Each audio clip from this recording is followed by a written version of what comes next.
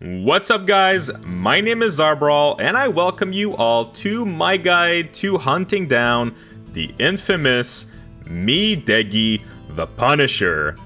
It's been a while since my last video and I'm really glad to be back with one of my most requested videos along with its cousin Qdomi, which will follow in the next guide on my channel. Mee Deggi drops the fabled Okote, a legendary pair of gloves which are simply amazing on samurai, monk, and even ninja. These are best in slots until the endgame and in my opinion are a must-have if you plan to play any of these jobs. For this reason, I consider Mee Deggi to be what we call in the business a high-profile NM, meaning its amazing drop will make him a prime target for people looking to farm some gil or simply get a pair for themselves. Another thing that makes him quite popular is the fact that Treasure Hunter actually does not work against him, meaning you can successfully camp him on any job and have the same results as a stacked up thief. In this guide, we will go over two different strategies to really maximize your success rate and time while camping Mee Deggi, depending on the jobs you have available to you. Also, as usual, this guide is intended and made on the WingsXI private server, so the information here might be a little different if you're playing this on retail or on a other private server. Without any further ado, let's jump right into the video.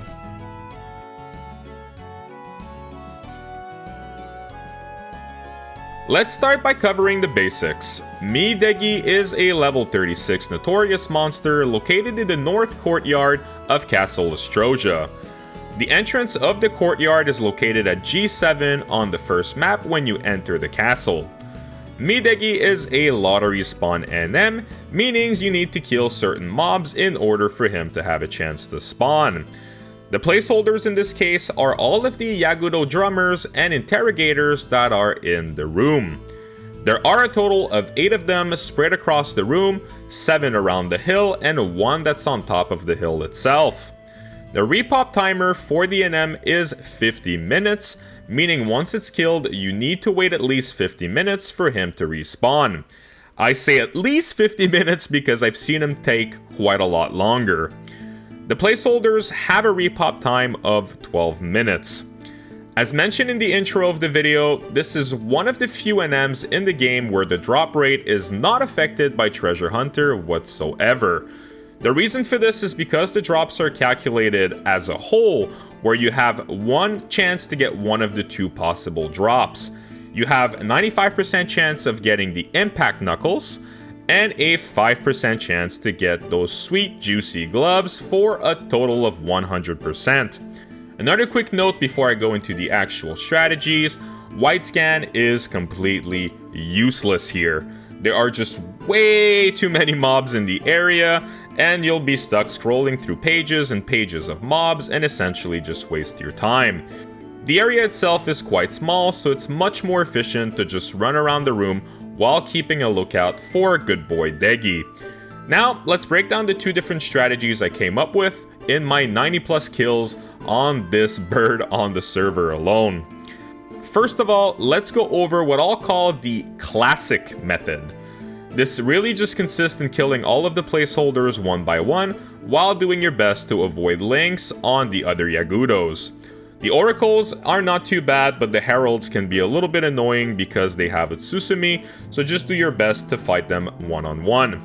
Once you've dispatched of all 8, you simply have to wait for repops and see if Mee Deggi will spawn.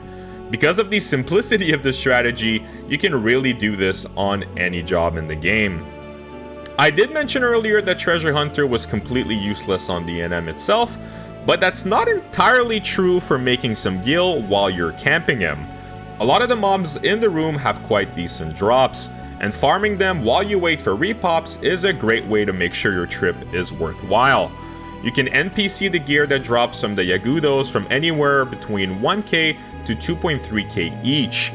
The crabs will drop shells that sell on the auction house, and up to 3 crab meat, which will sell really well to NPCs, around 270 a pop, and 3 can drop at a time. The crawlers will drop white rocks and silk threads, which also sell pretty well on the auction house. The Bard Scrolls can be NPC'd, but I usually just toss them because I don't think they're really worth the space in your inventory.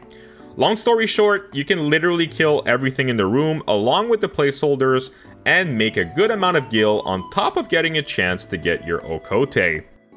This is really big because there's nothing more frustrating than being unlucky on the drop and feeling like you wasted all of your time for literally nothing. This would at least give you some compensation for your efforts. Once they start repopping, you can run around the center pillar until you have all 8 respawn before you repeat the process. If you have competition, make sure you wait until they all respawn, because if you don't, you might be stuck in combat while you lose claim to your opponent. Now let's cover method number 2.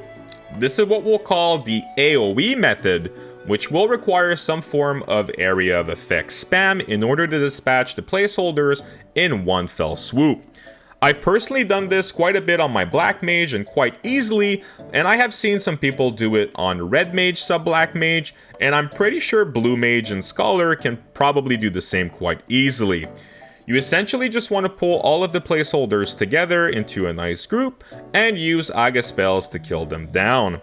I personally like to set up with Stone Skin and some form of spikes to make sure I don't take too much damage in the process while slowly chipping them down. Then I simply use Dia to pull all of them one by one. If any heralds linked, I tend to make sure to run to them as they will use ranged attack and will not get hit by my AoE spells. Once everything is nicely stacked up in group, I will use my spells in order to kill everything together. I personally really like this strategy because all the placeholders will die at the same time. This is huge because this means in 12 minutes, I can simply check the room once and see if Mee Deggi decided to show up instantly, without having to wait for repops one by one. If he does pop, I take him down. If he doesn't, I can repeat the process over and over until he does. The big downside to this is during the downtime, I will have to get my mana back and won't have much time to farm anything else in the room. Not having my trusty Treasure Hunter 3 will also greatly lower the drops that I can gather, so I usually tend to use this strategy if I'm doing something else and want to be semi-AFK every 10 minutes or so in between pops. Well, there you have it. One final word of advice: work together with your fellow adventurers to maximize your success on this one. I'm not gonna lie to you, this NM really does suck to farm, and competition will make your experience literally 10 times worse as you do the merry-go-round and around the pillar for hours, giving you some vertigo as you descend into madness.